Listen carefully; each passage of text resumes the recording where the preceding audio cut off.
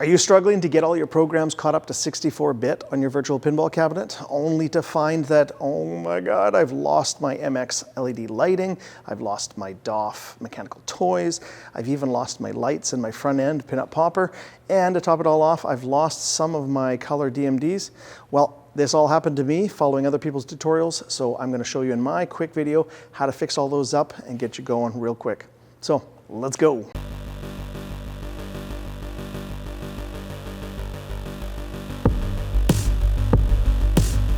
All right, so all the programs on my virtual pinball cabinet were behind the times and they needed to be upgraded so that I could get 64-bit games working on here. And then I thought, okay, I need to make a 30-40 minute video on how to download the stuff and where to put all the files for everybody. And then I thought, man, that's silly.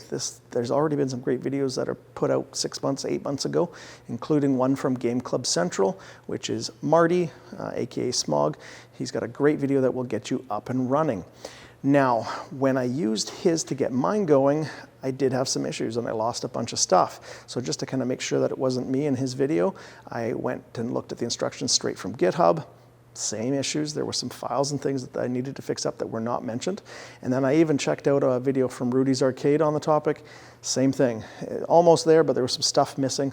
So today's video, instead of doing a 30-40 minute video on how to set up everything, I want you to go over to Game Club Central, watch Marty's video, and I'll put a link above and in the video description below, so you can go watch that.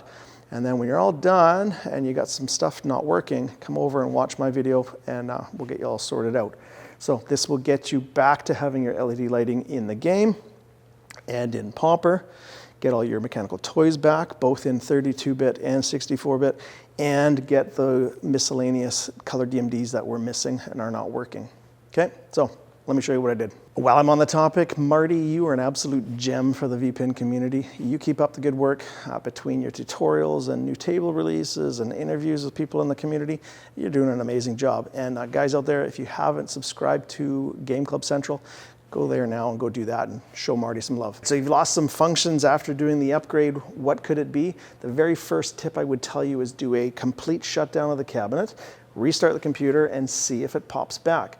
And the reason why I'm saying this is when I was trying to figure out what was going on and what I was missing, I actually did a couple things where I wouldn't change anything after doing an upgrade, and I would shut it down, and I'd turn it back on, and it would start working. So it could be as simple as it just needs a complete restart, and then it'll get something working for you. All right, so the very first problem and solution is if everything is working properly, but the only problem you have is that inside of your front end, inside of Pinup Popper, your LED lights, your MX LED lights do not come on, then this is the fix for that.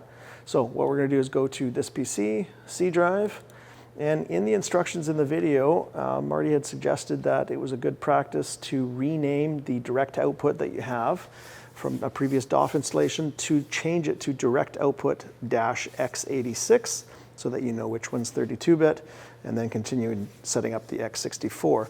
Now, when I did this, I lost my Pinup Popper LED lighting. So I don't know if it's going to affect anything in the future, but I am going to switch this back. So just rename it, or when you're doing his version, don't change it, and just leave it as direct output. And that way, Pinup Popper isn't getting lost with its paths to be able to find direct output. For me, just putting it back to direct output for my 32-bit completely fixed that problem. Okay, then the next problem and solution is right after I finished Marty's video, I did not have any DOF in 32-bit, and I did not have any DOF in 64-bit. And so I'm pretty sure that the DOF did not work in 32-bit because I didn't do a PC restart. So I'm pretty sure that'll be the problem fix for that. And then when I went to do 64-bit, the reason why it wasn't working is there's some files that were not mentioned that need to be transferred over. So what you got to do is go to your direct output, and these are the files that you have to copy over. So we need table mappings.xml, push control on your keyboard so you can select a bunch here. We want direct output shapes.xml, direct output shapes.png, and any of these direct output config 30 or 40 or 50, any of those numbered ones, .ini, you need to send these over. So I'm pretty sure the 30 is for my lights, and then the 41 is for my actual mechanical toys. So we need to copy all these. So right click, copy, and then we're gonna go back And now we're going to go to our new folder, and we're going to plop them in here. Now I've already got mine in here, but if I right-click, paste, you'll see it'll say 5 files that need to be replaced, and now you can go ahead and press replace. And then, like I said, probably a PC restart at this point, and that'll get those going for you. Now, while I'm talking about copying these specific files over, if you haven't done a recent direct output config download in a while from the website, I would highly recommend you do it now, since you're copying these over, and that way it's kind of current. Because all that's going to happen is you're going to download a new table, like Big Bang Bar, and you're going to find that not all the DOF lighting is working properly, and it's because it doesn't have the new table mappings. So if you're not sure how to do that, we're going to open up a website. So we're going to type in VPU config tool. We'll go to this website here. And then you're going to log yourself in. Then you're going to go to port assignments. And you won't have to change anything unless you have changed some stuff, but just scroll over here and click on generate config. Wait for the download. Okay, and then you can log out and go to your downloads folder, and there is your direct output config. And all you gotta do is open it up, and you can see these are those same 5 files. So you're gonna just select all these, copy, and then go back to here, right-click paste, put them in your 64-bit folder, and then kick out and go back to your 32-bit and stick it in here as well, right-click paste. And that way all your games will be up to date with the newest table mappings. Now, the third problem and solution is the fact that I lost some of my color DMDs. Now, upon further investigation, I figured out that the only ones I lost were my .pack files, which makes sense because we did some updating of dmd.ext and Freezy. So because they've gone away from the Lucky One system and they want you to use the dmd.ext only, it now supports .pack files. However, if you don't transfer over some stuff into your dmddevice.ini file, it won't work. So let me show you what you got to do. So we're going to go to vPinball, Visual Pinball, vpin main, and we're going to scroll down till we find our dmddevice.ini. Now I'm going to move this over here, and I'm going to open up my downloads folder where I had the latest release of dmd.ext.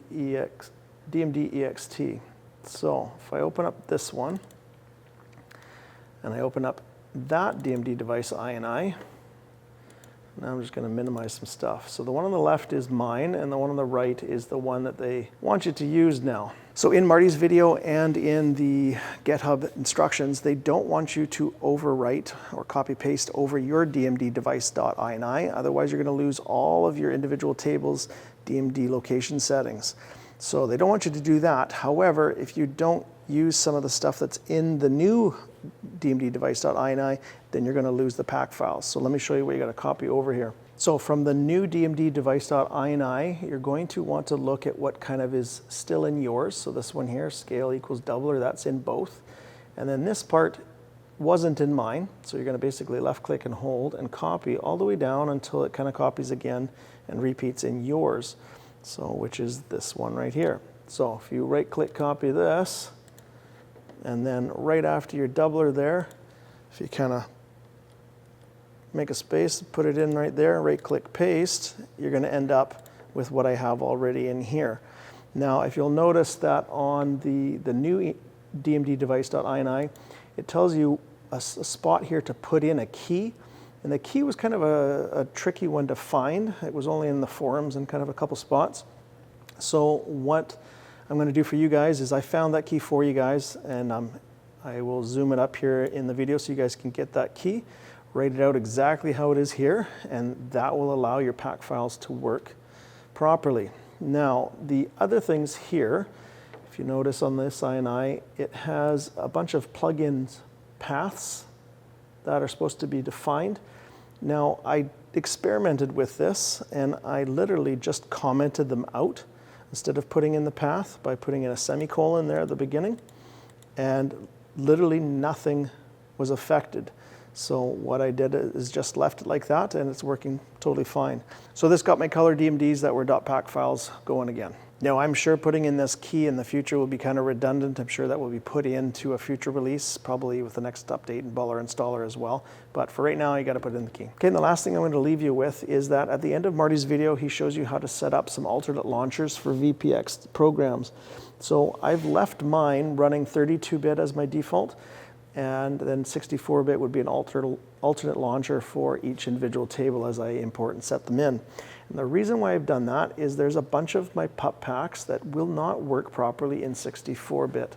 So my plan is that I'm going to probably do a upgrade to Pinup Popper and the player, which hopefully will fix that, and I'll make another video for you guys for that as well. All right, that's a wrap in another video from Way of the Wrench, this time on getting all your lights and your toys and your color DMDs and your Pinup Popper lights all working properly after a 64-bit upgrade. Hopefully this was some good information for you guys, and if you have any questions or concerns, put them down in the comment section below and I will get back to you as soon as possible. And hey, if you haven't already, why don't you join us on Instagram? That way you can see what's going on in the shop in between videos. Till next time, take it easy.